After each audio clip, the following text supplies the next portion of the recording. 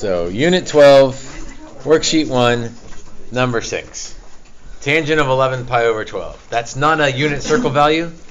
Oh, I mean, careful how you say that. It's on the unit circle, right? It's almost pi, but it's not one of the values that we have memorized. So instead, we have to figure out a way to get to 11 over 12. So what could I add to land at 12? So I could do, I'm going to write this in pencil because I don't want to do this. I could do 9 and 2. That would work because both of those reduce. Both of those are over 12. 9 plus 2 is 11. So yes, that would work. Except that, why would I probably not like to use that? I get an over 6. And if I can, I would really like to avoid the over 6.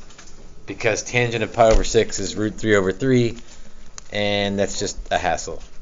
So I'd like to avoid 2 over 12.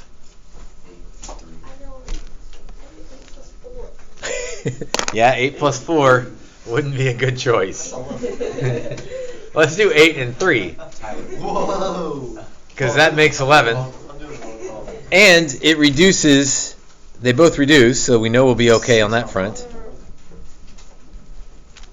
So 2 pi over 3 plus pi over 4.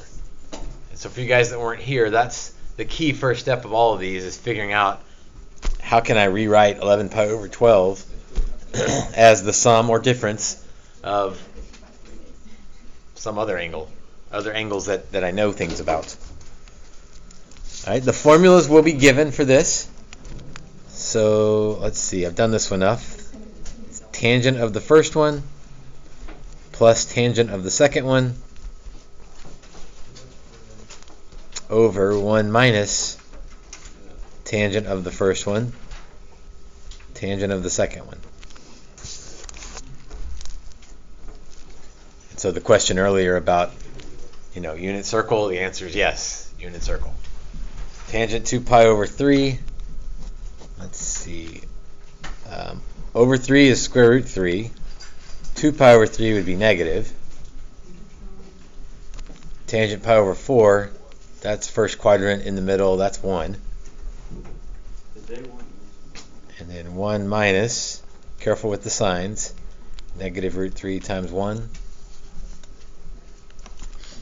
So negative root 3 plus 1 over 1 plus square root 3. All right, the pre-cal part of this problem is done. We figured out how to make 11 pi over 12. We applied the formula. We know the unit circle. But there's still an algebra step left. Let's multiply top and bottom by 1 minus square root 3. So let's see, foiling the top first. Outside, whoops, that would be plus 3. Inside and last. And then foiling the bottom. Although I'm not going to show all the FOIL steps, because what happens with the O and the I? They cancel every time. So I might visually check to make sure that happens. It does, so I'm not really worried about it. So negative 2 root 3 plus 4 divided by negative 2. Make sure you divide everybody by negative 2. All right, this is the last little algebra step, but sometimes people are like, oh, look, the negative 2's canceled. There's my answer. Or this one, they'll both divide by negative 2. So divide them both by negative 2. And we get root 3 minus 2, which isn't exactly one of the answers, but I need the root 3 to be positive, and I need the negative 2, I need the 2 to be negative, so that's got to be answer choice A. All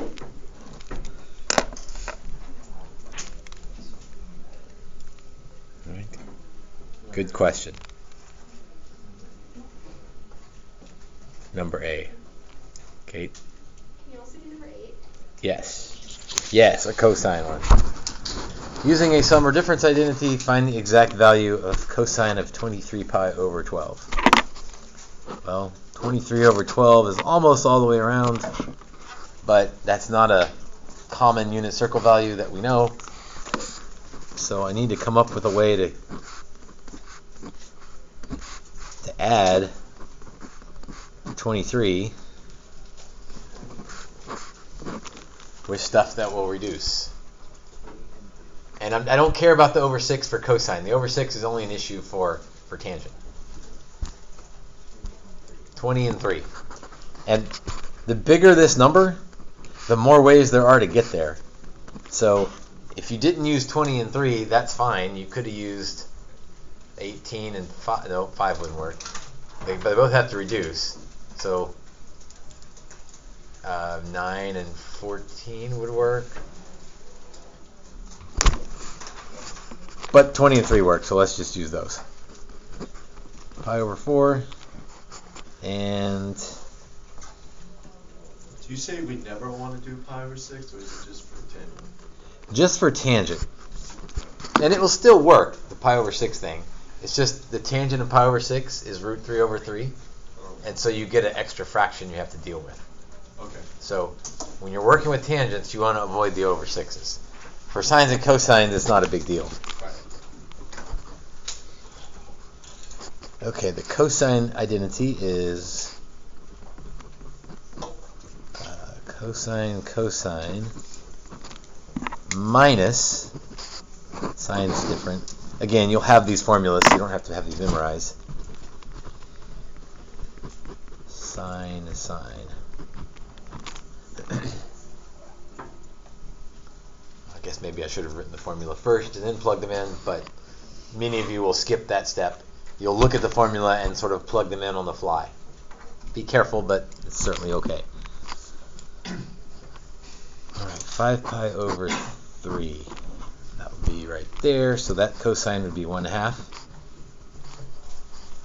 Cosine pi over 4 would be root 2 over 2. Sine of 5 pi over 3 would be negative root 3 over 2. And the sine of pi over 4 would be root 2 over 2.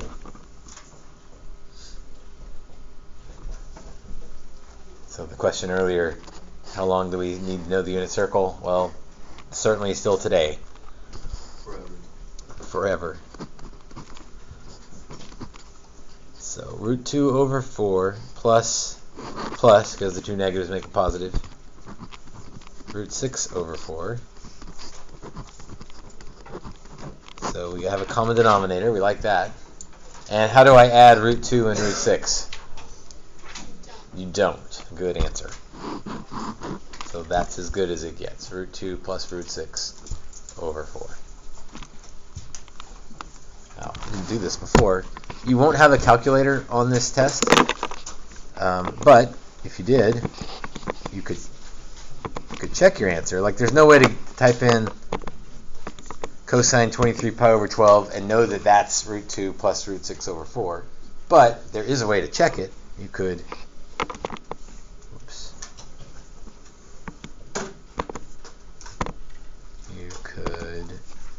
root 2,